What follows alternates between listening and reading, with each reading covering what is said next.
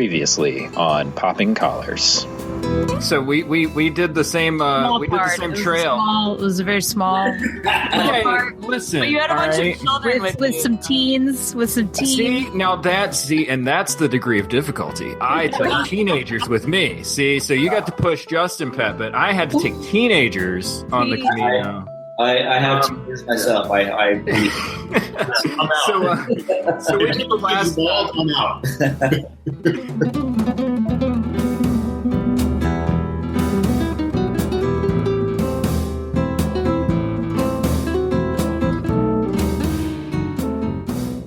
Welcome to Popping Collars, a podcast that lives in the space between meaning and culture. My name is Greg Knight. I am the Director of Children and Youth Ministries at the Church of Bethesda by the Sea in Palm Beach, Florida. With me are my co-hosts, Liz Easton. Liz, where are you? What are you doing these days? Greg, I'm coming to you from Omaha, Nebraska, where I'm the canon to the ordinary for the Diocese of Nebraska. And coming off of a convention.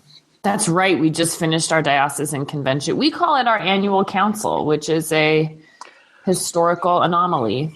We almost didn't get diocesan status 150 years ago because we stubbornly refused to call our council a convention. Nice. And we've held on to it ever since. Annual council sounds like there should be a king involved at some point, though. Right. Good job, Liz. Thanks. Also with us is Ricardo Avila. Ricardo, where are you and what are you up to? Well, Greg, thank you. I got to say, things are a little different for me than the last podcast. I am now the rector of St. Luke's in Los Gatos, California, which is just, I think it's south of San Jose, while I live in San Mateo, which is about 45 minutes north. So I went from interim rector a few months ago to transition time, and now I am full-on rector. I've been there 2 weeks. It's beautiful. The people are lovely, and they've already got a sense of my personality from 3 sermons and a talk. So, yay! And we have a special guest today, Alex Haralson. Alex, where are you? And tell us what you do. I'm in Knoxville, Tennessee, and I'd say go Vols, but we're really struggling with that this year. I served for 14 years as a youth minister in the Episcopal Church, freelance filmmaker and producer-director and sound engineer for all sorts of TV and film stuffs around here. Thank you for being with us. This is our 74th episode, and the topic today is Stranger Things. This pop culture phenomenon began last year with the release of the first season when a young boy disappears and his mother and his friends must confront terrifying forces in order to find out what happened to him. The story continues with the release of season 2 this past week, where it picks up again in the aftermath of a world turned upside down. I've long held that Stranger Things is what you get if John Carpenter had directed E.T. Whoa. Wow. Right? That's a great description, right? But for a show with so much going on, I wonder what connects with us as individuals. We should point out that we are a spoiler-filled podcast, so we may drop a few things over the course of this that may be spoilers for those who haven't seen all of season 2. Alex, I'm going to start with you. Which storyline, any storyline from the show, has piqued your interest the most? And why do you think that particular storyline kind of pulled you in? I'm really drawn by Will's storyline, even though it's, especially in large part of first season, almost non-existent. Right. There's something about Will, and I don't want to, for anybody who hasn't finished through the 2 seasons, I don't want to, spoil anything, but with Will, it's this journey he's been on that he's been to this very, very dark place, and he brings some of it back with him. When you go somewhere and you leave it, do you ever really leave all of it behind, for good or for bad? And I think that's true of a lot of things, innocent things and not so innocent things. For a show that involves groups and stories of groups doing things, Will is isolated so much. His arc is usually an individual arc, which stands out in a show like this, I think. I feel like I just came out of like a 9-hour movie in the movie theaters, right? Because I watched the entire thing today from like 9 a.m. to 6 p.m. Just for you fans out there, no shower and Oh, that's no what that brushing is. of teeth. You can smell it over the airwaves. But so it's so funny. I'm a little woozy from watching all of that. I don't think I've ever binge watched an entire season of anything, and it's a little sad actually. I think it's better to have this anticipation. Maybe watch 4 episodes and then go on and etc. But whatever. I'm glad I did it. I'm glad I have all the ammo to talk about it here, and I won't give the spoiler away about how half the cast dies in the last episode. JK. There's something about the police chief Hopper that I really like. Something about, he loses his daughter when he's young and he never really heals from that. And in season 2 especially, I think 11 becomes kind of a surrogate daughter to him. I don't think that's giving anything away from season 1. I love how Steve was one of the jerks at the beginning of season 1 and then he becomes one of the good guys. I don't know. I like that. It just made the show more human for me. Actually, so I thought Bob in season 2, played by Sean Astin, I thought he was going to turn out to be like a bad guy who seemed really nice and good. And I won't give it away, but the nerd of all nerds kind of nice guy who loves Kenny Rogers really winds up being a hero. And I just love that. And it's a show about, extraterrestrial supernatural things, but I love that people can change like that. Liz, is there a particular group or storyline that you connect with on this show? I loved the friendship between all the kids, and especially how there was this very real experience of like being in middle school and learning how to be a good friend to each other and navigating all this social stuff and kind of falling in love for the first time, alongside of this very supernatural, like strange environment that tests their kind of morality and their decision making and really the extent to which they'll go to be friends with one another. And finally, I agree with Ricardo about everything always, but also the Hopper and 11. Oh, that was such a sweet storyline because both of them are learning how to love and how to trust. And they walk each other through that in a very tender way. And they also, like, the thing about their relationship is that they've both experienced trauma in the role that they perform in that relationship. So Hopper having lost his daughter and 11 not really having that right father figure, and they kind of they heal each other in that relationship. Yes. I think it's interesting that 11, they kind of delve into 11 experiencing loss that she never experienced it, but she did. And she finds out later that she did. How do you cope with that with no frame of reference? You suddenly find out there was this thing that used to be there and it's not there, and you never even knew it personally. Yeah. Yeah, and there's kind of this PTSD thing with her story. And is it Will? I'm forgetting all the kids. It's Will. Yeah, with both of them. But like with 11, she definitely has trauma from her childhood that she's trying to deal with. And then she's confronted with another girl who had the same trauma, and they go about healing it in completely different ways. And that was one of the things I love about her character is just how brave she is and vulnerable at the same time. Like she always looks terrified before she does like some super fierce thing. And that she made a decision like, no, I'm going to heal this wound by being a good friend, not by killing people. Well, it's funny. Like all of these things that we've talked about, it reminds me, with the exception of Joyce and Will, that desperate maternal instinct. All of these are relationships they're sort of family relationships with surrogate families, with sort of made up families.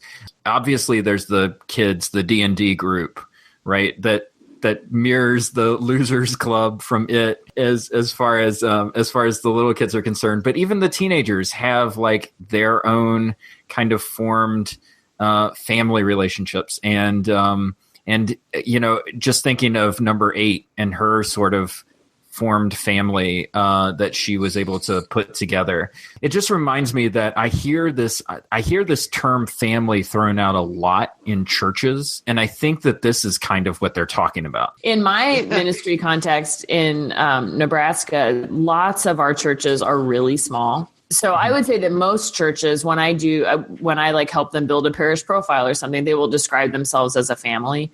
I do wonder, like, what does that mean? And for everybody, that's not a positive connotation necessarily, depending on your family of origin. But half of our churches have an average attendance of less than 25 people.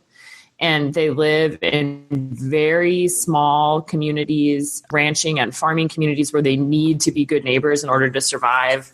They're keeping this little church going, doing great ministries. And they really have that feeling of like the band of disciples. Like they have been with each other and for each other through just these extraordinary life events that in a big church, some of that gets kind of watered down, I think. So when people talk about family in a really big church, I sometimes wonder, like, is that really about affinity or choosing to be here, which is a strong bond? Whereas in a little church, it sometimes does mean our survival is dependent upon each other in a real way. And I was just thinking of the way that Mad Max works in the second season as this sort of, well, I'm new and I want to be a part of this, but there's already this party formed. And so how do you crack through that? How do you find your place in that? If a family is already sort of this fully formed thing. She's the disruptor. She's the stranger in the narthex. Everybody else seems to know how to get to the BCP and where coffee is. And she's just kind of like, why won't anybody tell me? Right. And they know all the family secrets. The decisions are made around the secrets, but they won't tell her what they are. I think it's interesting, too, while we're on the topic of Max and that disruption of the family, the scene in the gymnasium where she's on her skateboard trying to talk her way into the group and all the roles have been assigned. And she's given a very clear detail about all the roles are assigned. Everybody has their place. What would we do with you? And she dares to come up with something new and go, well, what about this? And I mean, that's how often do we find ourselves in those situations where we've got it all figured out? Every role is taken. It's not even a lack of sharing the responsibilities that are already there, but somebody comes in with a new idea and says, how about this? Well, no, that's not a real thing. That happens a lot. That scene really, really spoke to me because I've seen that happen too many times in the church and in other places. Yeah. And unfortunately, when it happens with young people, it's a great way to get disillusioned and never set foot in the place again, Yep. Right. We say all the time in churches, especially, that we want young people. I mean, I hear that all the time. Like, we just need more young families and stuff. Well, if you can't make room for them to bring a different set of gifts and to acknowledge that a young person coming doesn't mean just picking up the ministry that you're ready to lay down necessarily. It might mean a whole new slate of ministries and a whole new idea of what it means to follow Jesus. Then it gets really uncomfortable. People don't really know. Yeah.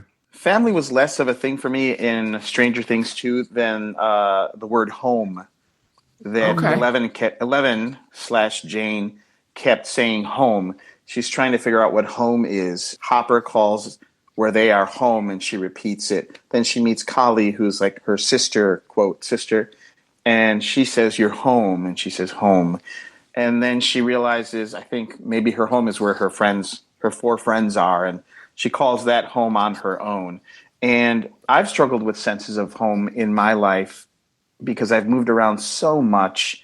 What is it that makes something home? I go to a new parish like I have been, and there are people who say, I've been here since 1971.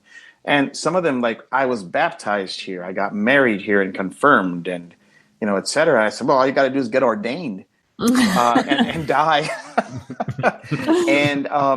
But that hasn't been my experience. And I don't know. I'm just saying it's interesting that there are some people like those 4 boys for whom home is pretty solid.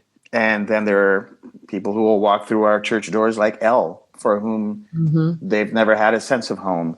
And how do we welcome that if we've felt ensconced in a parish for decades? Similar thing to what we're talking about. So. And with Elle, there seems to be this real longing. I mean, she is such a good actor, the way that just with so few lines, really, she's able to convey so much. But that sense of home that people keep suggesting to her, she responds and she repeats that word with this sense of longing that is just feels so real. And I cried a lot during Stranger Things too. I don't know if I'm just like close to the surface emotionally, but when she's on the bus and sitting next to that older woman and she says, I hope you're going back to see your parents. And she says, no, I'm going to see my friends. I'm going home. It was like, you found it on your own. Because we all have been working in the church for a while. Do you have a sense of like your home parish? Can you still identify with whatever it was that you claimed as your home parish?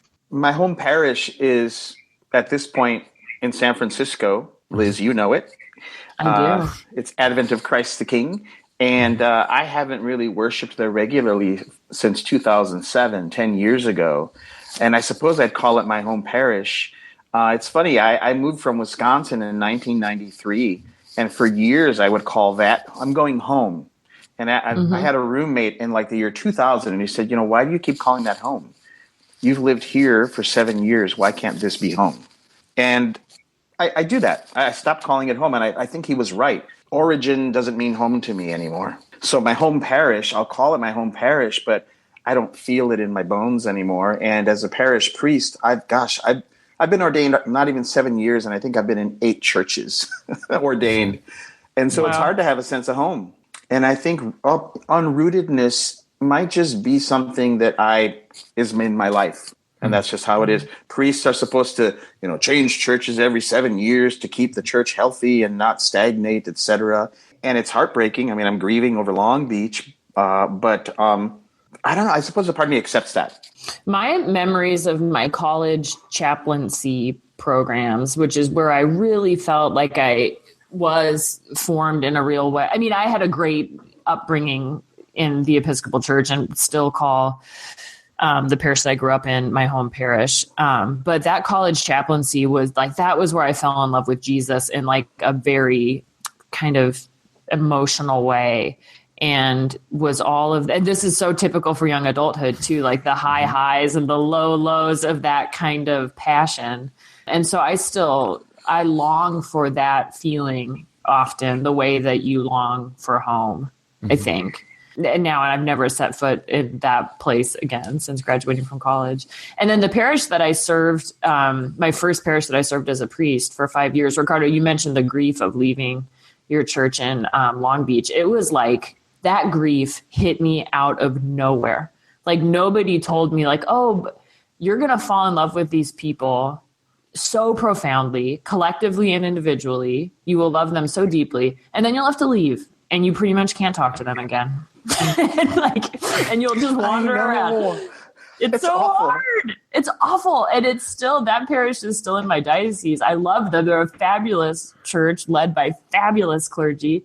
And I still am like a sad person when I go back and visit them. Like it's so hard. I think that where I was formed as a Christian was in First Presbyterian Church in Eden, North Carolina. And that church no longer exists. Like it was sold. It was a building. Like their congregation grew to the point that they sold their building and they built a new church on different land. And there's something profound about losing the sacred space of it. So it's like when I went back to like my parents' church, like when I got older, their new church wasn't my church. Like it wasn't that space. It wasn't that building, So it's like all of those roots just kind of disappeared. And I agree with Liz. Like I have that kind of, college ministry, that kind of part of it, that kind of let's take this seriously part. But what I recognize in my brain as like my home parish, like it's gone and I'm never going to find it again. And so it keeps you kind of moving without sort of feeling like you have this anchor back in the past. I was going to say there's that old saying that you can't go home again. And when I go back to the parish where I was baptized, there are still a few people there who remember me from when I was 6.5 years old. But, I'm a stranger in a strange land there. And even when I go back to the church that I spent most of my formative years in, that's right down the street where my dad still goes, it's a very, very strange place. That bouncing around, and we were talking about Elle searching for that sense of home. It really kind of brings back for me that, Shel Silverstein's missing piece is wherever your shape has a purpose, wherever it fits. Mm-hmm. And you got to find that spot. Yeah, I was just thinking about that too in the context of the show, like this idea, this ability that children especially and young people especially have of like loss, because we've been talking about kind of the loss of spiritual home or like growing up and kind of moving away. But, kids deal with sort of their friends graduating and moving, or parents get a new job in like a new town and they move, or youth leaders get a new job somewhere else and they move. Like they're used to dealing with loss sort of on a regular basis. And it just sort of feels like heightened on the show because the stakes are like demons versus like, the town of Hawkins or something. But Nancy's arc, which could have, Barb could have just been a throwaway kind of like slasher movie victim death on the show. And the fact that Nancy's arc is solely about the loss of her friend this season, I think is really important because I think that like that's how kids process, like they lose a lot and it takes a lot of process to sort of work your way through that loss. Agreed. Unlike Alex and you, Greg and Betsy, I don't get to work with young people that much, so I don't have a lot to say about that. But I believe you for sure. It was interesting that you talk about Nancy's arc in this season. I was reading somewhere before I started watching the show about how Barb is apparently like a big deal to people online or social media. What about Barb? And Barb's got to come back to life. Bring back Barb. And almost like, some, Pedro. What is that Napoleon Dynamite thing? Everyone was wearing the Pedro. Vote for Pedro. Vote for Pedro. Yeah, it's like bring back Barb or something. That's why everyone loved her. She was a voice of reason. Mm-hmm. She shouldn't have been killed. I mean, she was like, I don't know, she was like a misfit and had big glasses, and that's the person that's supposed to be all right, It's the pretty teenagers having sex that are supposed to get killed.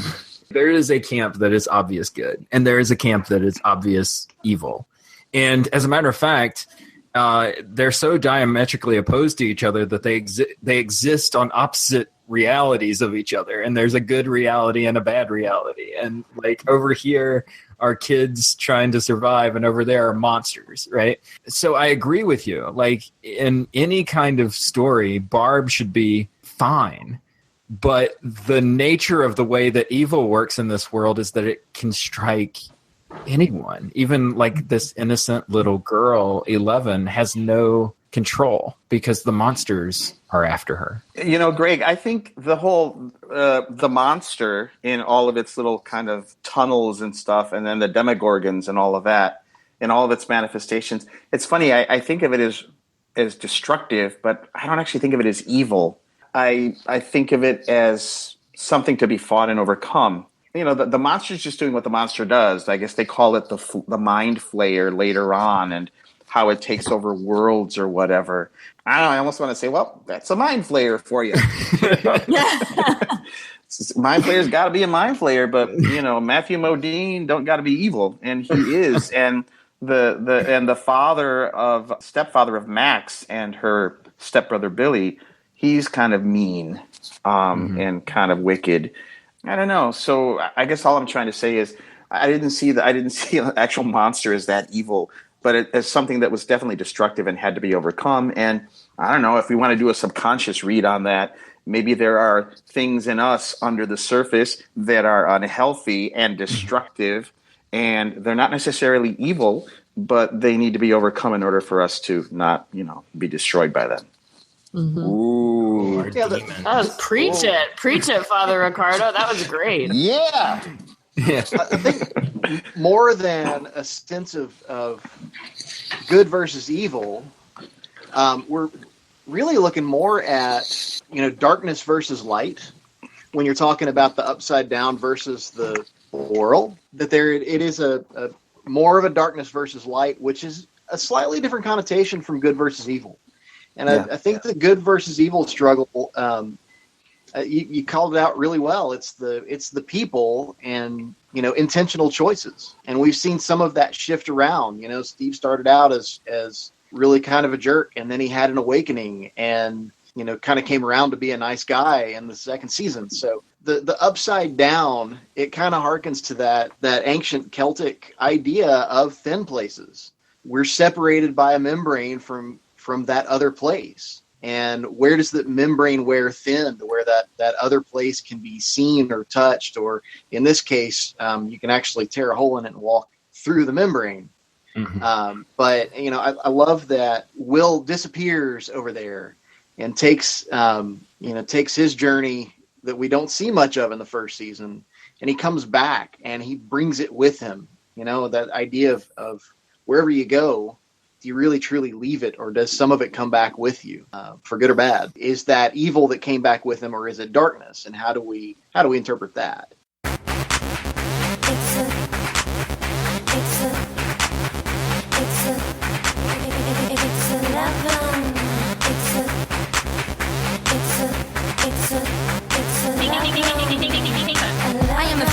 But I am not on top. I got my sisters here. We all been planting crop to water all the meat. We working non-stop. Come on and love your neighbor. Don't let the pistol pop. I'm flying high now. Up in the helicopter, but I don't need no gas. I got a hyper chopper. I heard some say no one can stop ya. Our biggest enemy, the clock watcher. 11,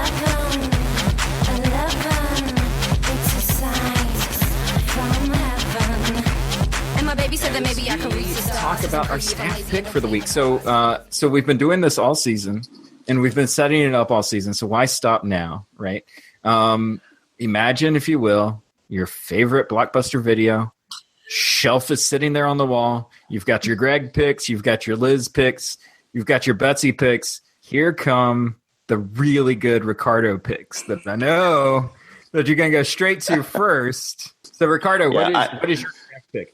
Thank you, Greg. I'm the cool one on the staff at the video store, apparently.